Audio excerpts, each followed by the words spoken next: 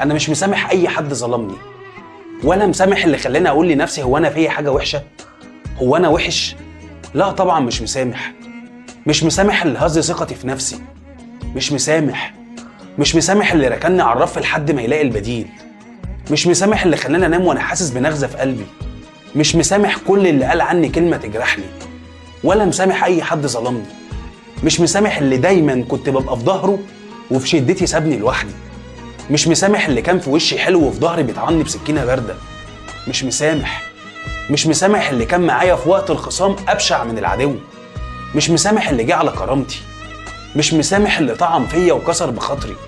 مش مسامح اللي خلاني ابعد عن كل الناس وافقد ثقتي في نفسي.